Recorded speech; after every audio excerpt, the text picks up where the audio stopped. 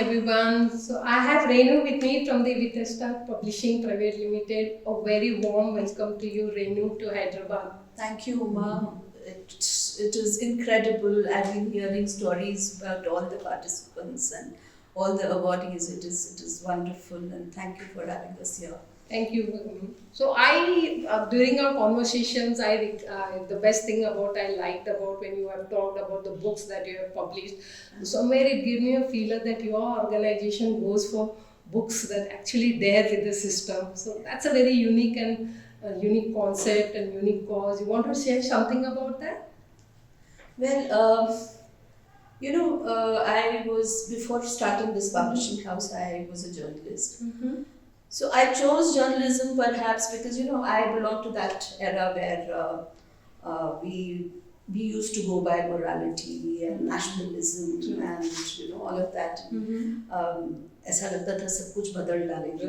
So with that intent, perhaps I joined journalism. And once into journalism, I thought that it was like any other job. So somewhere after a few years, I kind of thought that it was not exciting me enough. So once I decided to, call it a day and start this publishing house. So this thing was somewhere in my mind that we have to do something differently and maybe take up issues that could challenge the existing norms, cultural, political, social. So that is how it also, the first book only that we did, which I told you about, Ramacharya Gandhi and his women associates. So that was also 20 years ago. That was also something which was daring. Nobody would talk about the subject, and no publishers dared to take up this manuscript. So we did that. So, and after that, there was no looking back. Then we did something about Dalits. That again, that was also the mission to have diverse opinions, diverse voices, and especially the subaltern issues that we wanted to do. So after which we did Naxal, and books just it was a deliberate choice that we will take up issues that would challenge the system. So we all know that every journey comes with a lot of challenges. Nothing comes as a cakewalk.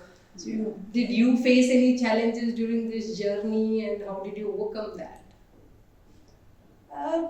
Challenges, challenges. I think every profession, every vocation has. I think publishing is more of a vocation than a profession, especially for smaller independent publishing houses like ours. So every day, I call it, each day is a crisis for us. So right from the finding manuscripts, good manuscripts, to shelf space in retail stores, to managing cash flows, amidst unpaid or delayed payments from our other stakeholders. So it is a challenge. But somehow, that passion to create something, and the passion, it is more of highs, I think, than lows. Highs because it is highly fulfilling to nurture something from conception to production, and watching your book grow and impact readers, impact policy makers, because many of our books have impacted policy decisions. So that gives us motivation to stay in place and keep on doing what we are doing. despite many challenges.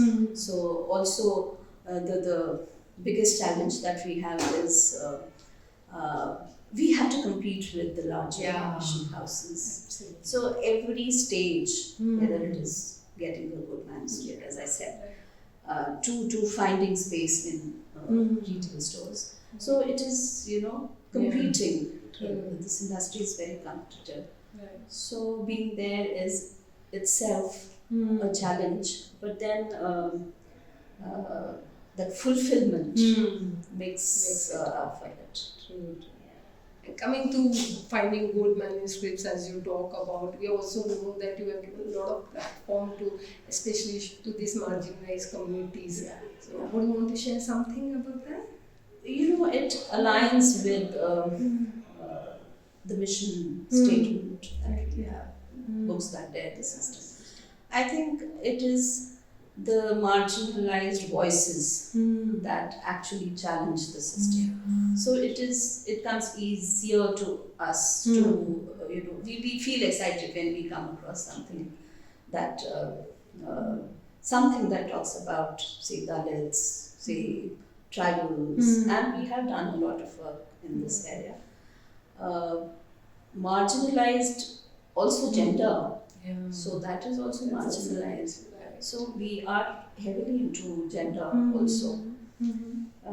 In fact, after Brahmacharya Gandhi, which was our first book, so we did a book called Dalit Phobia, Why Do They Hate Us? So this also was a commissioned work. We went for a party and there was this Dalit ideologue who talked about, he just narrated a story that in a party people relish meat and dishes there made out of meat. So after 2 days somebody tells them that it was dog meat. So people start puking. So that is, he made a comparison. So that is the same thing which happens with Dalits. So once you are comfortable talking to someone, as soon as you come to know that the person is Dalit, so you start judging. And although I personally don't believe in that today, or maybe it is only in metros, in rural areas it still happens. So then we immediately asked him to write a book on this, and he did, and it was a good seller, and it did spark conversations. So how do you find the audience reacting to it? You might get a reaction of a good and a bad because of the daring system that you go with. See, our idea is not to offend anybody. So there is a space for every narrative. And I also feel, publishers and media, they are here or here. They're not objective. And I feel that publishers should not be ideologically driven. True. So why we should have alternate narratives, which only makes the person better, evolved. So there should be a scope for debate, conversation, and then only one understands the other better, and we then become evolved individuals.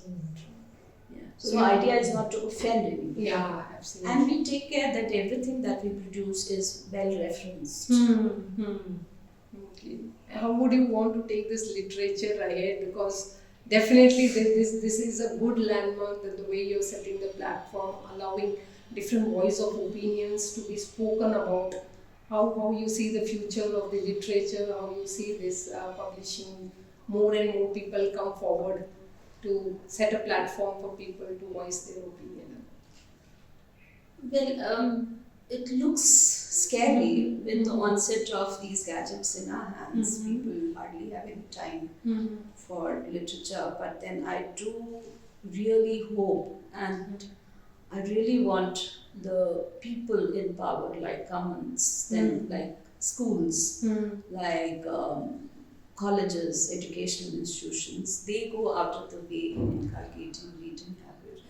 In fact, I I always, whenever I meet any academician, I do propose, but it doesn't happen. But I think, making literature compulsory, devoting one period for only literature, reading, and discussing diverse opinions Absolutely. should be made mandatory, and it should not only be telling students to just read a book and write a review. It should be Absolutely. teacher Yeah. in Healthy conversation conversations, with the healthy children. conversations So between. that is how I think this reading habit would Yeah. grow. But I am optimistic also, because with every new change, something else comes up. So maybe something might happen. But truly, I would love to, and I have already said that I have become a fan of yours. So I would be going to start with reading the books that you have got published, and I'm sure a lot of people would have a lot of key takeaways from here to be and join this league of yours to take it ahead. And Like you said, daring the system, Yeah. I just would like Yeah, to give sure. one more example. About Netaji's death mystery. Mhm. That also was under wraps for so many years, so many decades. And this one book created a revolution kind of a thing, and it has become mission for the authors. We did India's biggest cover up in 2012, and it continues to be our best-selling book. So that means people do want to Yes. hear Yes, about yes. these alternative narratives also. Yes. And this led to our Prime Minister declassifying Netaji files, although there are many files under wraps, but then he did declassify 100 files. So a beginning was made. Yeah. So this is the kind of impact that the literature makes. That's great. So which keeps us going. Yeah. And I'm sure that would not be the end. It's Yeah. really going to go a very long way, and truly it will be a true inspiring for many of the people to come forward and start sharing their side of their stories. So I thank you so much, Renu, for taking out time and being a part of Thank the you. event. It was lovely to be here. Absolutely. Thank you.